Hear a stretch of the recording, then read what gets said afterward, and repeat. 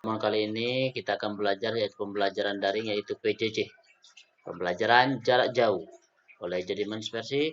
Mudah-mudahan pembelajaran yang berlangsung sangat singkat ini menambah wawasan dan pengetahuan peserta didik. Semoga pembelajaran hari ini menyenangkan, semoga kita semua diberikan kesehatan lahir batin, dan jangan lupa cuci tangan, pakai masker dimanapun kalian berada. Salam sehat. Yang pertama, kita akan membahas yaitu tentang sistem gerak pada tumbuhan. Menurutmu, apakah tumbuhan juga bisa bergerak? Bagaimana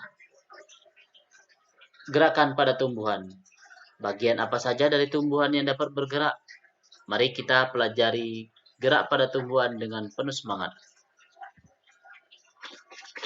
Berdasarkan hasil datangnya, rangsangan, gerak pada tumbuhan ini dibedakan menjadi 3, yaitu gerak endonom, gerak hygrokofis, dan gerak esionom.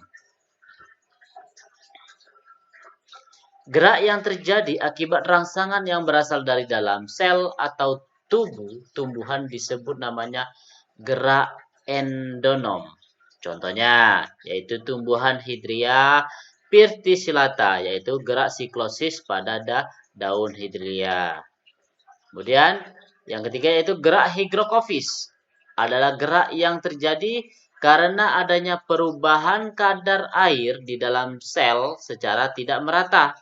Contohnya, membukanya buah polong-polongan dan membukanya dinding spongarium tumbuhan pada paku, tumbuhan paku.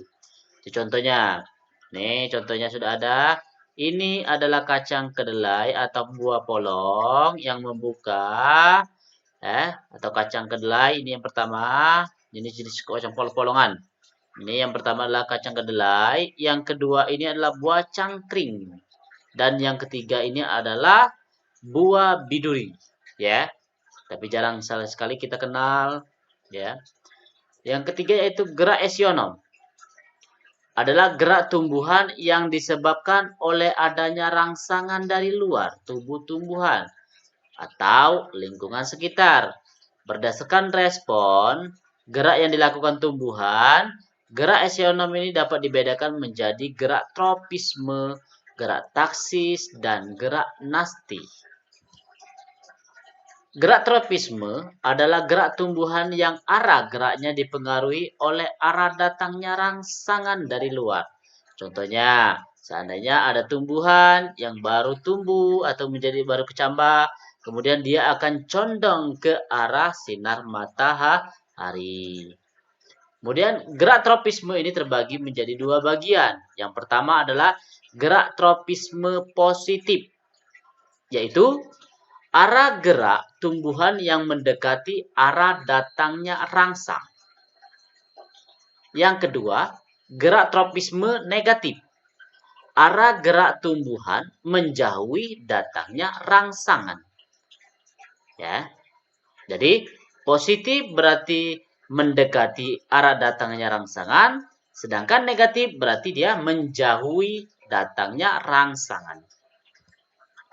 Tahukah kamu apa saja jenis rangsang yang dapat menyebabkan tumbuhan mengalami gerak tropisme? Manakah arah gerak tumbuhan? Apakah semua tumbuhan mengalami gerak tropisme? Agar kamu mengetahuinya, ayo kita pelajari materi ini dengan penuh semangat. Yang pertama, gerak fototropisme atau yang disebut dengan heliotropisme, yaitu gerak yang dipengaruhi oleh rangsangan cahaya. Tumbuhan yang arah tumbuhnya mendekati sumber cahaya atau fototropisme positif, sedangkan yang menjauhi cahaya disebut dengan fototropisme negatif. Jadi, kalau yang positif dia mendekati cahaya dan yang negatif menjauhi cahaya. Kemudian gerak geotropisme, arah gerak akar dan batang jagung tersebut terjadi karena pengaruh gaya gravitasi bumi. Gerak akar dan batang yang demikianlah inilah disebut dengan gerak geotropisme atau gravitropisme. Ini batangnya ke atas, akarnya ke bawah ke pusat bumi.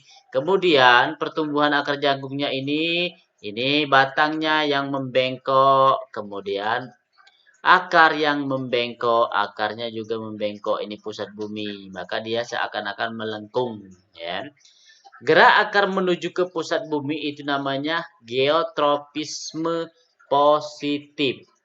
Sedangkan gerak yang menjauhi pusat bumi itu namanya geotropisme negatif. Gerak hidrotropisme adalah pertumbuhan akar menuju sumber air. Berarti akarnya itu menuju ke mencari air. Kemudian ada lagi gerak tikmotropisme, yaitu gerak melilitnya sulur tumbuhan pada tempat rambatnya, merupakan contoh gerak tikmotropisme. Ini contohnya. Contohnya tumbuhan ini biasanya yang sering melilit. Ini biasanya tumbuhan seperti tumbuhan apakah kira-kira? Yaitu mentimun, kacang panjang, dan sebagainya. Ya. Kemudian gerak kemotropisme adalah gerak yang dipengaruhi oleh zat kimia. Contohnya, ini serbuk sari jatuh di kepala putih, kemudian ini serbuk sari yang menempel di kepala putih, selanjutnya dia akan berkecambah membentuk bulu serbuk dan bergerak menuju sel telur. Inilah namanya gerak kemotropisme karena dipengaruhi oleh zat kimia. Kemudian gerak taksis adalah gerak pindah tempat seluruh bagian tumbuhan yang arahnya dipengaruhi oleh sumber rangsangan. Contohnya yaitu gerak fototaksis pada Eglina viridis. Ini tumbuhannya ya. Di sini ada reseptor cahaya, kemudian di sini ada alat geraknya, flagella. Kemudian ada lagi gerak nasti. Berdasarkan jenis rangsangannya, gerak nasti ini dibedakan menjadi beberapa jenis. Yang pertama adalah gerak seismonasti. Adalah gerak nasti tumbuhan yang dipengaruhi oleh getaran atau sentuhan. Contohnya yaitu kalian pada saat kalian menyentuh daun putri malu. Maka daun putri malu tersebut seakan-akan dia menutup daunnya karena merasa malu. Sehingga dia akan menutup karena dia terpengaruh oleh sentuhan. Kemudian gerak niktinasti adalah gerakan daun tumbuhan tersebut akibat rangsangan berupa kondisi siang dan malam hari. Contohnya gerak pada daun bunga merak dan pada daun yaitu petai Cina atau disebut dengan apa namanya ya kalau bahasa Bangka ini pokoknya petai Cina ya. Kemudian gerak fotonasti adalah gerak nasti pada tumbuhan yang disebabkan adanya rangsangan berupa cahaya. Ini contohnya yaitu bunga pukul 4 atau Mirabilis jalapa. Bunga pukul 4 ini dia akan mekar yaitu di sore hari karena rangsangan cahaya. Kemudian gerak termonasti adalah gerak mekarnya bunga tulip pada musim semi. Disebabkan oleh suhu udara pada musim semi terasa lebih hangat. Jadi pada saat musim semi, bunga tulip ini akan bermekaran. Seperti di negara-negara yaitu negara Belanda dan sebagainya. Nah, itulah pembelajaran kita daring hari ini. Semoga bermanfaat yaitu dalam materi yaitu gerak pada tumbuhan. Semoga apa yang Bapak jelaskan ini diresapi, masuk ke otaknya, dan bisa diterapkan dalam pembelajarannya. Semoga pembelajaran hari ini menyenangkan dan mudah-mudahan apa yang Bapak jelaskan ini masuk ke otak dan menjadi inspirasi untuk menimba ilmu menjadi lebih baik.